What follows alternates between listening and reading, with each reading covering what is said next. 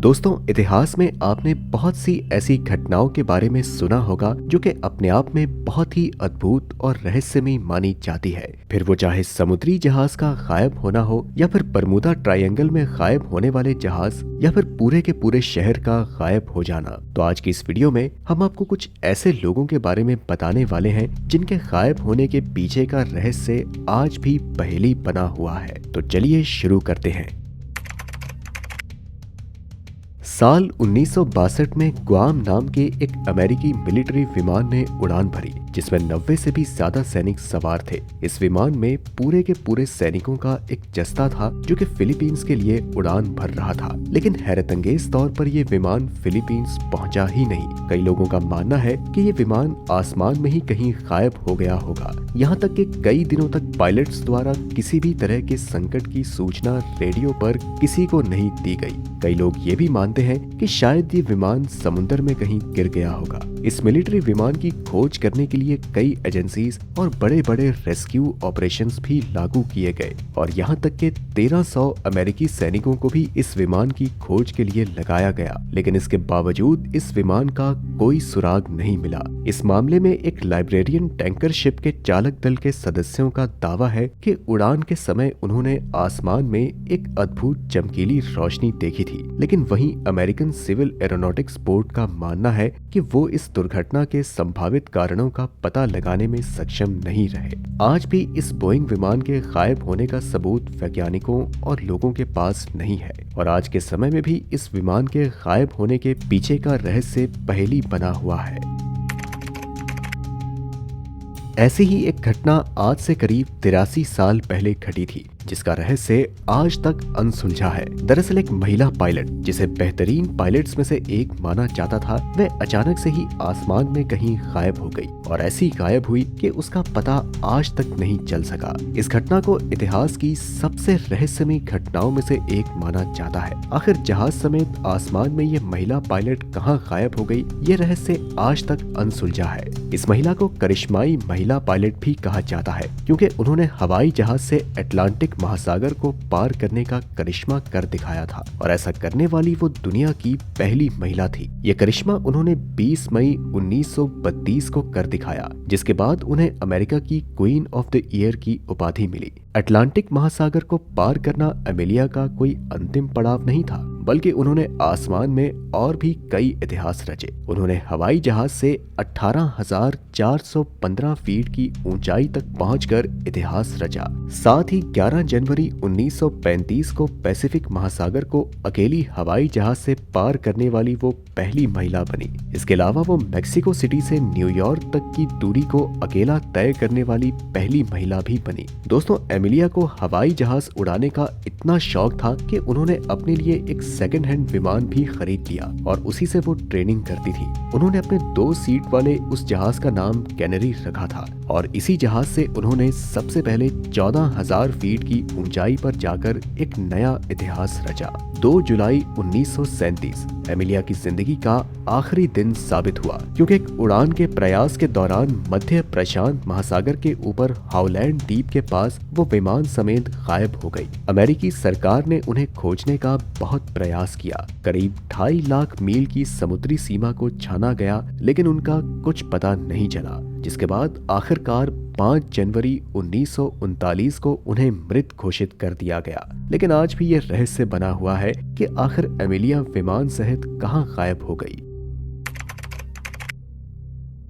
अब दोस्तों हम बात करते हैं तारा कैलिको के गायब होने के बारे में। 20 सितंबर 1988 ट्यूसडे के दिन तारा कैलिको सुबह के 9:30 बजे अपनी बाइक से न्यू मैक्सिको स्टेट रोड 47 से निकली, जो कि उसका नॉर्मल रूट था। वह बहुत बार इस रास्ते से आना जाना करती थी। नॉर्मली तारा कैलिको अपनी माँ बैकी ड्यूअल के साथ इसी रास्ते से आना जाना करती थी, लेकिन जो बैकी ड्यूअल थी उन्होंने तारा के साथ आना बंद कर दिया, क्योंकि उन्हें ऐसा लगता था कि जब वो बाहर निकलती है तो कोई स्टॉकर उन्हें स्टॉक करता है और उनका पीछा करता था। मोटरसाइकिल से जिस दिन तारा कैलिको गायब हुई उस दिन सुबह के समय उन्होंने अपनी माँ बैकी ड्यूअल से कहा कि अगर शाम तक वो घर नहीं पहुंची तो वह उन्हें वापस लेने आए, क्योंकि उस दिन तारा कैलिको के कुछ प्लान्स थे। अपने बॉयफ्रेंड के साथ टेनिस खेलने के बाद जब शाम का वक्त हुआ तब तारा कैलिको की माँ उसे वापस लेने गई, लेकिन दुर्भाग्य से उसे तारा के बारे में कुछ पता नहीं चला। इसके बाद रास्ते में उसे एक सोनी वॉकमैन और अपनी बेटी की एक टेप मिली, लेकिन फिर भी तारा कैलिको के बारे में उसे कुछ पता नहीं चला और उन्हें ऐसा महसूस हुआ कि उसने ये वॉकमैन और ये टेप जानबूझकर सड़क पर फेंकी है, जिससे कि उन्हें पता चल जाए कि उसे किडनैप किया गया है। इसके बाद बाकी लोगों से पुलिस ने जब पूछताछ की तो लोगों के मुताबिक उन्होंने वहां कुछ नहीं देखा, लेकिन लोगों ने ऐसा भी कहा कि उन्होंने एक लाइट कलर के ट्रक को तारा कैलिकर को फॉलो करते हुए देखा था, लेकिन उन्हें भी नहीं पता कि ये ट्रक किसका है और कहां का है, क्योंकि इसकी कोई ऑफिशियल कंफर्मेशन कभी भी नहीं हो पाई। इस केस की सबसे दिलचस्प बात यह है कि 15 जून 1989 को एक पोलर ड्राइव पार्किंग लॉट के पास एक महिला ने बताया कि वहां पहले एक व्हाइट कलर की टोयोटा कार पार्क थी। इस तस्वीर में हम देख सकते हैं कि यही वो पोलर ड्राइव है जो कि इस महिला को मिली और इसमें एक लड़की और एक छोटे से लड़के को ब्लैक कलर की टेप से बांधा हुआ है, जिससे साफ साफ पता चल रहा है कि उसका किडनैप किया गया है। कई लोगों ने ऐसा कहा कि इस पिक्चर में हम जो लड़की देख रहे हैं वही तारा कैलिको है, लेकिन चौंकाने वाली बात यह है कि अगर ये तारा कैलिको नहीं है तो ये कौन है, और अगर ये दो अलग अलग लोग हैं तो फिर तारा कैलिको कहाँ है, उसका क्या हुआ, ये आज तक एक रहस्य बना हुआ है। साल 1937 में शुरू हुई द्वितीय साइनो जापानीज वार चाइना के लिए एक बहुत बड़ा नुकसान साबित हुई। जापान की सेना हर फ्रंट पर चाइनीज आर्मी को मात दे रही थी और बहुत ही तेजी से चाइना की सीमाओं में घुसकर उन पर कब्जा कर रही थी। ये वो दौर था जब चीन की आर्मी आज के समय की तरह टेक्निकली एडवांस नहीं थी, वहीं दूसरी ओर जापान की आर्मी अपने समय के हिसाब से बहुत ही प्रशिक्षित और आधुनिक हथियारों से लैस थी। जापान की फौज आगे बढ़ती रही और जल्द ही चीन की राजधानी को कब्जाने से कुछ ही दूर थी। अपनी सीमाओं की रक्षा करने के लिए कॉलोनल ली फुसीन को नैनजिंग प्रांत की पहाड़ियों की जिम्मेदारी दी गई, जो कि लगभग 3.2 किलोमीटर का क्षेत्र था। नैनजिंग प्रांत को चाइना के पश्चिमी भाग से जुड़ने के लिए यांगज़ेन नदी पर पुल ही एकमात्र रास्ता था। कर्नल ली फुसीन ने एक योजना बनाई कि अगर इस पुल की ठीक से रक्षा कर ली जाए तो जापान की आर्मी आगे नहीं बढ़ सकेगी, क्योंकि नैनजिंग की सीमा में घुसने के लिए ये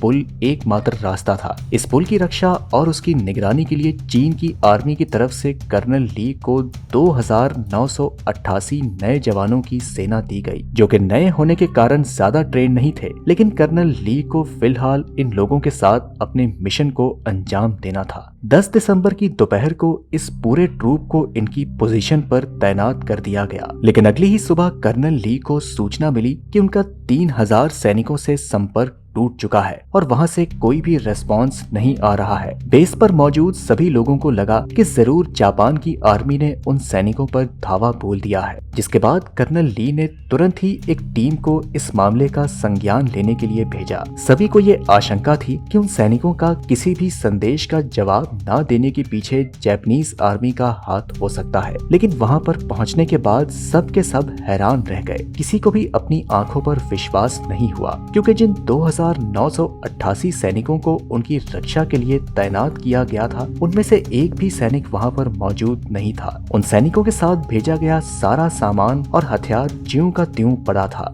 ये देखकर साफ पता चल रहा था कि इन सामानों को गाड़ी से उतारने के बाद छुआ भी नहीं गया, लेकिन वहां पर कुछ टैंक्स गड़े हुए थे और कहीं पर आग अभी भी सुलग रही थी। उन 2988 सैनिकों के साथ उनके खाने की सामग्री भी भेजी गई, लेकिन उनमें से अधिकतर पैकेट्स को खोला ही नहीं गया। उनके दृश्य को देखकर ये साफ पता चल रहा था कि कुछ देर पहले वहां पर ये सैनिक मौजूद थे, लेकिन उस दृश्य को देखकर ये भी साफ पता चल रहा था कि वहां पर किसी भी तरह का कोई संघर्ष नहीं हुआ था, यानी कि जापान की आर्मी से मतभेद का कोई सुराग वहां पर मौजूद नहीं था। इसके बाद वो 2988 लोगों की एक पूरी की पूरी बैटालियन रातों रात कहां गायब हो गई, ये सवाल वहां पर मौजूद हर इंसान के दिल में उत्सुकता और दहशत पैदा कर रहा था। उस एरिया के आसपास चाइनीज आर्मी की और भी पोस्टिंग थी, लेकिन उन लोगों से पूछताछ करने पर उन्होंने बताया कि उनके पास वाली पोस्ट से बीती रात किसी भी तरह का गन साउंड साउंड या लोगों की शोर की आवाज नहीं सुनाई दी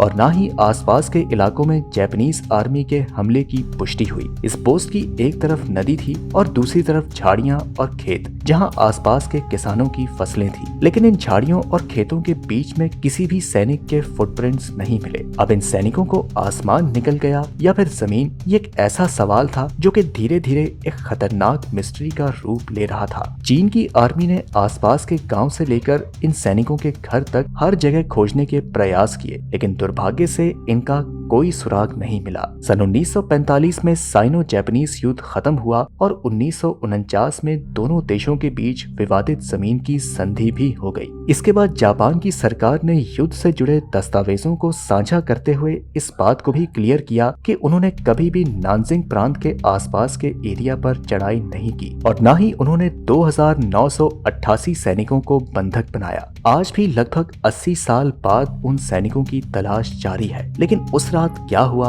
और वे लोग कैसे और कहां गायब हुए, इसका आज तक कोई सुराग नहीं मिल सका। इन सवालों के जवाब आज तक किसी भी जांच एजेंसी के पास नहीं है। और क्या वाकई में ऐसी कोई मिस्टीरियस घटना हुई या अपनी आदतों से मजबूर चीन ने महज एक मनगढ़ंत कहानी लोगों के सामने पेश की, इसके बारे में भी कुछ नहीं कहा जा सकता। तो दोस्तों, आज के लिए इतना ही। अगर आप और भी ऐसी रहस्यमयी कहानियां सुनना चाहते हैं तो हमें कमेंट में जरूर बताएं। हम फिर आपसे मिलते हैं अगली वीडियो में।